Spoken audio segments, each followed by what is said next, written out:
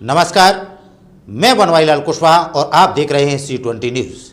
देखते हैं आज की कुछ खास खबरें। डॉक्टर भीमराव अंबेडकर की जयंती के मौके पर आपको उनकी जीवनी के बारे में बताने जा रहे हैं। साथ ही उनकी ज़िंदगी से जुड़ी कुछ रोचक बातों के बारे में भी बताएंगे। बाबा साहब की जयंती के मौके पर पूरा देश उन्हें याद करेगा। भारतीय संविधान के रचयिता, समाज सुधारक और महान नेता डॉक्टर भीमराव अंबेडकर की जयंती भारत ही नहीं बल्कि दुनिया भर में मनाई जाती है। बाबा साहब के नाम से मशहूर भारत रत्न अंबेडकर जीवन भर समानता के लिए संघर्ष करते रहे। यही वजह है कि अंबेडकर जयंती को भारत में समानता दिवस और ज्ञान दिवस के रूप में मनाया जाता है। तो आइए आज इस आर्टिकल में हम आपको भीमराव अंबेडकर की जीवनी के बारे में बताएंगे। डॉक्टर भीमराव अंबेडकर का जन्म 14 अप्रैल 1891 को मऊ, वर्तमान मध्य प्रदेश में हुआ है। वह रामजी और भीमाबाई सकपाल अंबेडकर की 14वीं संतान थे। भीमराव अंबेडकर अछूत महार जाति के थे। उनके पिता और दादा ब्रिटिश सेना में कार्यरत थे। उन दिनों सरकार ने यह सुनिश्चित किया कि सेना के सारे कर्मचारी और उनके बच्चे शिक्षित किए जाएं और इसके लिए एक विशेष विद्यालय चलाया गया। इस विशेष विद्यालय के कारण भीमराव की स्वागत है आप सभी का अच्छी हमारे शिक्षा YouTube चैनल गरिमा सुनिश्चित इस हो में। गई। इस वीडियो में हम लोग बात अपनी करेंगे जात के डॉक्टर कारण भीमराव वो अंबेडकर को इससे लेकर वंचित रह के, जाते। चूँकि आज 14 अप्रैल भीमराव 2019 है अंबेडकर ने और आज ही बचपन का से दिन ही जातिगत इनका जन्म सन भेदभाव का 1891 अनुभव ईस्वी किया। को हुआ था। भीमराव के इसलिए पिता आज हम लोग सेवा इनके जीवन निवृत्त परिचय को होने थोड़ा के बाद सतारा महाराष्ट्र में बस गए। भीमराव का स्थानीय विद्यालय में दाखिला हुआ। यहाँ उन्हें कक्षा के एक कोने में फर्श पर बैठना पड़ता था और अध्यापक उनकी कापियों को नहीं छूते थे। इन कठिनाइयों के बावजूद भीमराव ने अपनी पढ़ाई जारी रखी और पूर्ण सफलता के साथ 1908 में बम्बई विश्वविद्यालय में मैट्रिक परीक्षा उत्तीर्ण की। भीमराव अंबेडकर ने आगे की शिक्षा हेतु एल्फिंस्टन कॉलेज में दाखिला लिया। वर्ष 1912 में उन्होंने बम्बई विश्वविद्यालय से राजनीति विज्ञान और अर्थशास्त्र में स्नातक की उपाधि प्राप्त की और उन्हें बड़ौदा में एक नौकरी मिल गई। वर्ष 1913 में भीमराव अंबेडकर के पिता का निधन हो गया और उसी साल बड़ौदा के महाराजा ने उन्हें छात्रवृत्ति से सम्मानित किया और आगे की पढ़ाई के लिए अमेरिका भेजा। जुलाई 1913 में भीमराव न्यूयॉर्क पहुँचे। भीमराव को उनके जीवन में प्रथम बार महार होने की वजह से नीचा नहीं देखना पड़ा।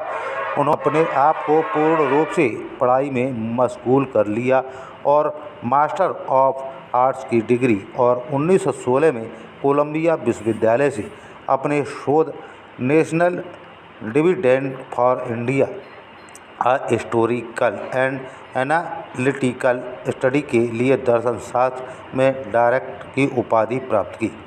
डॉक्टर अंबेडकर अर्थशास्त्र और राजनीतिक विज्ञान की पढ़ाई के लिए अमेरिका से लंदन गए और बड़ौदा सरकार ने उनकी छात्रवृत्ति समाप्त कर दी और उन्हें वापस बुला लिया। उनके कैरियर के बारे में बात करें तो वह बड़ौदा के महाराजा ने डॉक्टर अंबेडकर को राजनीतिक सचिव के रूप में नियुक्त किया, पर कोई भी उनके आदेशों का कोई नहीं मानता था क्योंकि वो महार थे। भीमराव अंबेडकर नवंबर 1914 को बम्बई लौट आए। कोल्हापुर के साहू महाराज की सहायता से उन्होंने 31 जनवरी 1920 को एक साप्ताहिक अखबार मूक नायक प्रारंभ किया। महाराजा ने भी अछूत की कई बैठकों और सम्मेलनों को संचालित किया जिसे भीमराव ने संबोधित किया। सितंबर 1920 को पर्याप्त धनराशि जमा करने के बाद अंबेडकर अपनी पढ़ाई पूरी करने के लिए लंदन गए। वहां जाकर उन्होंने वकालत की पढ़ाई की। लंदन में अपनी पढ़ाई खत्म करने के पश्चात अंबेडकर भारत लौट आए। जुलाई 1924 में उन्होंने बहिष्कृत हिरकार्नी सभा की स्थापना की। इस सभा का उद्देश्य सामाजिक और राजनीतिक स्तर पर दलितों का उत्थान एवं भारतीय समाज में दूसरे वर्गों के समकक्ष लाना था।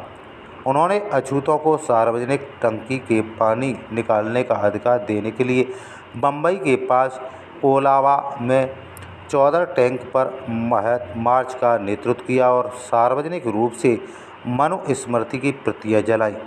1929 में अम्बेडकर ने भारत में एक जिम्मेदार भारत सरकार की स्थापना कर विचार करने के लिए ब्रिटिश कमीशन के साथ सहयोग का एक विवादास्पद निर्णय लिया। कांग्रेस ने आयोग का बहिष्कार करने का फैसला किया और आज़ाद भारत के एक संविधान के संस्करण के रूप में रेखा तैयार की। कांग्रेस के संस्करण में दलित वर्गों के लिए कोई प्रावधान नहीं था। अम्बेडकर दलित वर्गों के अधिकार की रक्षा के कारण कांग्रेस के लिए उलझन बन गए। जब रामसे मैकडोनाल्ड सांप्रदायिक अवार्ड के तहत दलित वर्गों के लिए एक अलग निर्वाचन की घोषणा की गई, तब गांधी जी के इस फैसले के खिलाफ आमरण भूख हड़ताल पर बैठ गए। नेताओं ने डॉक्टर अम्बेडकर को अपनी मांग को छोड़ने के लिए कहा। 24 सितंबर 1932 को डॉक्टर अम्बेडकर और गांधी जी के बीच एक समझौता हुआ जो प्रसिद्ध पूना संधि के नाम से भी जाना जाता है। इस संधि के अनुसार अलग निर्वाचिका की मांग को क्षेत्रीय विधानसभाओं और राज्यों को केंद्रीय परिषद में आरक्षित सीटों जैसे विशेष रियायतों के साथ बदल दिया गया।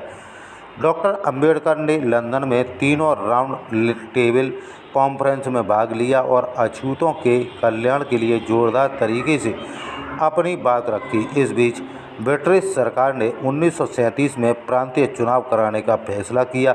डॉक्टर भीमराव अम्बेडकर ने बम्बई प्रांत में चुनाव लड़ने के लिए अगस्त 1936 में स्वतंत्र लेबर पार्टी की स्थापना की और उनकी पार्टी के कई उम्मीदवार बम्बई विधानसभा के लिए चुने गए।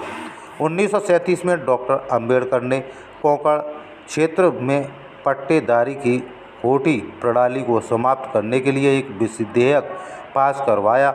इसके द्वारा भूपतियों की दासता और सरकार के गुलाम बनकर काम करने वाले महार की वेतन प्रणाली को समाप्त किया गया।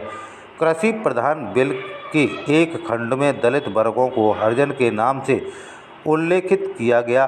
भीमराव ने अछूतों के लिए एक शीर्षक का जोरदार विरोध किया। उन्होंने कहा कि यदि अछूत भगवान के लोग थे तो सभी दूसरे राक्षसों के लोग रह रहे होंगे।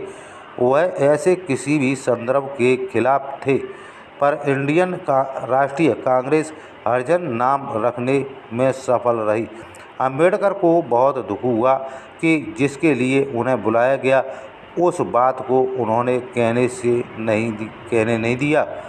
1947 में जब भारत आज़ाद हुआ तब प्रथम प्रधानमंत्री पंडित जवाहरलाल नेहरू ने डॉक्टर भीमराव अम्बेडकर को कानून मंत्री के रूप में संसद में जुड़ने के लिए आमंत्रित किया।